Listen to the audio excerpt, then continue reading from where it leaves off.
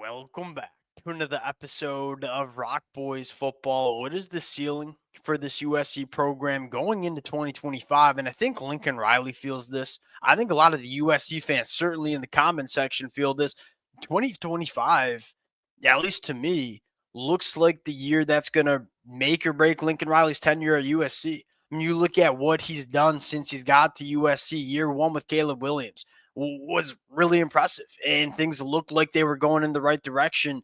Year two and year three, that's just not the standard that these USC fans expect from this USC program, and rightfully so. You look at USC, you look at the potential of this program, it's a hell of a lot better than what we've seen the last 2 years. So going into 2025, you feel like there needs to be a big step in the right direction. And you know what I think so fascinating about talking this USC team going into 2025, talking about best case scenarios, you got to start on the defensive side of the football. I mean, I look at this USC front seven, specifically the defensive line, which has been such a problem for USC over the last 2 years. I look at it going into 2025. Am I crazy for saying that this might be the best unit on this USC football team going into the 2025 year? I don't think it's all that crazy, especially with Dan Lin, Coach Henny going into year two. So when you start talking about what this USC team can be in 2025, I want to start on the defensive side of the football. Now, before we get into it, as always, USC fans, let it fly in the comment section. Look, it's the middle of January. We are early in the offseason conversations. Let the takes fly in the comment section. A lot of different opinions you can have about this football team going into 2025. Would love to hear from y'all. What you guys put in the comment section, largely going to be the blueprint of what we talk about over the next couple of months. Appreciate you guys rocking with it. If y'all do enjoy the content, consider subscribing to the channel. Without further ado, let's get into it. Let's start with number one. And you talk about ceiling. You talk about best case scenarios for USC. Defensive line being the strength. You go back to 2024, I think Danton Lynn did his best with what he had. Make no mistake about it. This defensive line was nowhere near the caliber of player and kind of body that you need to be an elite defense in the Big Ten. And the numbers kind of back it up, right? Last year, giving up 4.5 yards per carry, that was 79th. You only sacked the quarterback 4.3% of the time. That was 117th. And this is, again, not to be a knock at a guy like Gavin Mayer. Gavin Mayer is a rotational piece on a defensive line in the Big Ten. Last year, USC had to play him over 500 snaps in that football season. That kind of tells you where USC was at from a personnel standpoint, especially when Bear Alexander left the program. It was thin. It kind of lacked those elite difference makers, so to speak. You look at the defensive line heading into the 2025 year, couple of things stand out. One, just size. And you talk about football being just a height, weight, speed sport. You didn't have those kind of bodies in 2024. Now you have Keyshawn Silver. He goes 340. You're bringing Jamal Jarrett from Georgia. He goes 350 pounds. And then you bring in Jakeem Stewart, who we all know can be a very special player year one for USC, plus the development of a guy like Devin Tompkins, who, yes, is a little bit older. He's going into his redshirt junior year. It's clearly going in the right direction for that kid. And then you talk about Carlin Jones and G-Day going into year two. Not only are you injecting three difference-making caliber players in Keyshawn Silver, Jamal Jarrett, and Jakeem Stewart, you're also getting the development of guys like Carlin Jones and guys like G-Day, who I think has a crazy upside along with Devin Tompkins. And so you look at the interior of the defensive line and say, we feel good about it. Then you look at the edge and say, Cam Fon, what we saw from him as a freshman in the back half of 2024, difference maker. You're getting Anthony Lucas back healthy. You're getting Braylon Shelby going into year three. This defensive line now looks like a legitimate top-end Big Ten defensive line, which it just wasn't even close to what it looked like in the 2024 season. That's where it starts for me. I think this defensive line can be really good, and it just wasn't good enough in the 2024 year. Number two, we're talking about ceiling here. Best case scenario, Eric Gentry, All-American linebacker. I don't think that's that crazy to say, because when we saw from Eric Gentry before he got hurt with the concussions, he was playing like an All-American linebacker, was by far the best player on this USC defense, and nobody really talked about it. at least national media. Like when Eric Gentry went out, that was USC's best player on defense. He missed the whole season. You get Eric Gentry coming back.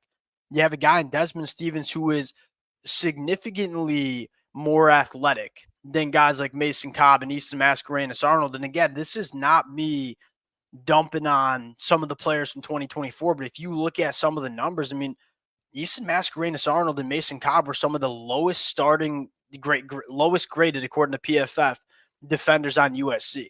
And the other one was Achille Arnold. Mason Cobb and Easton, they were solid, but you knew they were kind of just capped. They were a little bit smaller. They were certainly way too slow to play the position. Eric Gentry coming back, a more athletic version and experienced version of Desmond Stevens. That linebacker duo can be really good for USC. Now the question is, what does the depth look like behind those linebackers? That's what we're going to find out in spring practice. Last one I'll say is Marcellus Williams and Braylon Connolly emerging. Now, DeCarlos Nicholson coming back, I think, is probably more important than some USC fans realize in terms of just depth and experience. Because if you don't have DeCarlos Nicholson, you're pretty dang young, and you're definitely lacking a lot of experience outside of DJ Harvey coming from San Jose State. The reason I look at Marcellus Williams, Braylon Connolly needing to step up is I think it was pretty clear Dan Lynn did not love what he had in the cornerback room in 2024. I mean, it was a lot of cover three. It was a lot of off-man coverage. It was really trying to protect these cornerbacks on the boundary. You look at USC, the numbers kind of bear it out. They gave up a 67% completion percentage. That was 124th in the country. If you trust your cornerbacks a little bit more, you can be a little bit more aggressive with them. Ask them to play a little bit more press man coverage. Put them on islands a little bit more. It was very clear early in the season that USC did not trust these boundary cornerbacks, and Dan Lynn was just giving offenses kind of some easy access throws because we didn't love our cornerbacks. If we love our cornerbacks, we can start squeezing down on those throws a little bit, put a little bit more trust in them. If Marcellus Williams and Braylon Connolly, those are the guys that you look at and say could be really good football players for USC, they got to play that way in 2025. Overall, this defense, it's not crazy to say they get better at all three levels. And then you combine the idea of, hey, you're going into year two with Dan Lynn, who turned down the Penn State job because I think he feels strongly about what this defense could be going into 2025. I'm optimistic about what this defense can be. Now, I think you have more question marks about the offensive side of the football. Now, where you want to start here, and we're going to get to the quarterback spot, I want to start with the storyline that I think is fascinating for USC going into 2025, and that is Jacoby Lane, Mekhi Lemon, both going for over 1,000 yards. But what's so fascinating about this storyline is go back 12 months ago. We talked about how young and talented this USC wide receiver room was, right? Jacoby Lane, Mekhi Lemon, Zachariah Branch, Deuce Robinson. But they never really had their guys. They never really knew who their guys were. Hey, we got a lot of young wide receivers that we like, but we don't really know who the real difference makers are. And that played a role in USC in 2024, where they were trying to force feed a guy like Zachariah Branch. They were trying to force feed a guy like Deuce Robinson in that Texas A&M game, when it was very clear that Jacoby Lane, Mekhi Lemon, those are your playmakers that you have to feature every single game. That offense started running better. And so now for USC going into 2025, there's no question mark about who your guys are. You are featuring Jacoby Lane. You are featuring Mekhi Lemon because you have a better sense of who your top dogs are in the wide receiver room. I think the offense is going to be a little bit cleaner from a pass catching standpoint. Number two, by far, in my opinion, the biggest storyline here, right tackle. Right, I look at Elijah Page, feel dang good about him at left tackle. You add a guy like DJ Wingfield, Janory Reed on the inside, plug-and-play dudes, in my opinion. Janory Reed being a guy I really like. Alani Noah started to play much better at guard. He's only getting better going into year three. That one question mark you have is right tackle. Now, it was a problem last year with Mason Murphy. It was just way too much of a roller coaster, right? You saw Mason Murphy play some good football. But you also saw him play some really bad football. And when you have inconsistency at tackle, it's a good way to lose football games. Can Tobias Raymond or Justin take over that right tackle spot and be solid for USC in 2025? We don't need all-American caliber play. We have that at left tackle with Elijah Page. But can we have a right tackle that emerges between these two that's a reliable piece that gives you more consistency than Mason Murphy gave you. Look, there's a chance, right? Tobias Raymond, we knew was a developmental guy. You started hearing a little bit of buzz around him 12 months ago as they went into spring practice. Didn't quite get ready enough to play consistently in the 2024 year three, as he finally looks like a Big Ten caliber offensive tackle. Again, he came in around 265 pounds. We had to put some weight on his frame. Now that he has that weight on his frame, now that he's kind of grown into that Big Ten tackle body, we know he's a good athlete. Can he go be that guy at right tackle? Because if he is, suddenly look at the offensive line and say, yeah, you maybe have some question marks about the depth on the offensive line. Feel dang good about your starting five. And then the last storyline, obviously, is quarterback play. Look, there's a lot of programs across the country that would like to be in USC's spot, where you have a guy in Jaden who I wouldn't write out. I think a lot of USC fans want to see Husan Longstreet start as a true freshman, and I'm not necessarily arguing against that.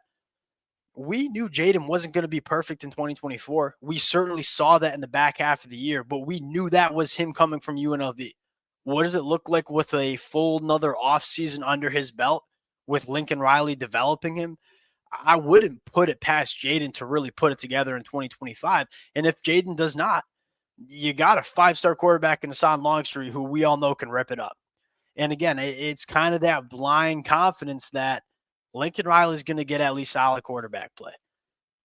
To me, when you start talking about the ceiling for USC, it's going to look a little bit different from 2022 and 2023 with Caleb Williams, because I think the strength of this unit might be on the defensive side of the football. I don't think that's a bad thing for USC in 2025, because I trust Lincoln Riley to have a base offense that can score points.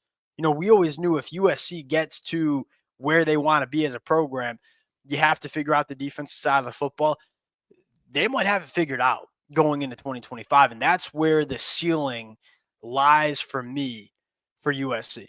We'll see how it plays out. A lot of fun storylines to follow as we get into spring practice. Appreciate you guys rocking with it. If y'all do enjoy the content, consider subscribing to the channel, and we'll talk to y'all later.